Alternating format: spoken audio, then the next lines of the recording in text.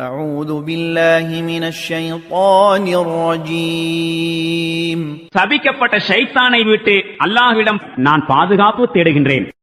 وقالوا ما هي إلا حياتنا الدنيا نموت ونحيا وما يهلكنا إلا الدهر وما لهم بذلك من علم إن هم إلا يظنون.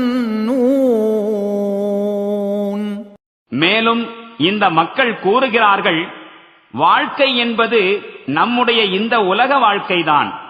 இங்குதான் நாம் மரணிக்கவும் உயிர் வாழவும் செய்கின்றோம். கால ஓட்டமல்லாமல் வேறெதுவும் நம்மை அழிப்பதில்லை. உண்மையில் இது சம்பந்தமாக இவர்களிடம் எந்த ஞானமும் இல்லை. இவர்கள் வெறும் ஊகத்தின் அடிப்படையில்தான் இப்படி கூறுகிறார்கள்.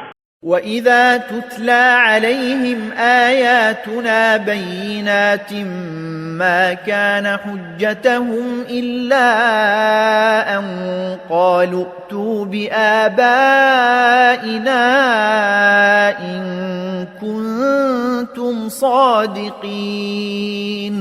மேலும் நம்முடைய தெளிவான வசனங்கள் இவர்களிடம் ஓதி காட்டப்படும் போது, நீங்கள் உண்மையாளர்கள் என்றால் எங்கள் முன்னோரை எழுப்பிக் கொண்டு வாருங்கள் என்று கூறுவதை தவிர வேறு எந்த ஆதாரமும் இவர்களிடம் இருப்பதில்லை. قُلِ اللَّهُ يُحْيِيكُمْ ثُمَّ يُمِيتُكُمْ ثُمَّ يَجْمَعُكُمْ إِلَى يَوْمِ الْقِيَامَةِ لَا رَيْبَ فِيهِ ثُمَّ يَجْمَعُكُمْ إِلَى يَوْمِ الْقِيَامَةِ لَا رَيْبَ فِيهِ وَلَكِنَّ أَكْثَرَ النَّاسِ لَا يَعْلَمُونَ. நபியே, இவர்களிடம் கூறும், அல்லாஹுதான் உங்களை உயிர் வாழச் செய்கின்றான். பின்னர் அவனே உங்களை மரணமடையச் செய்கின்றான்.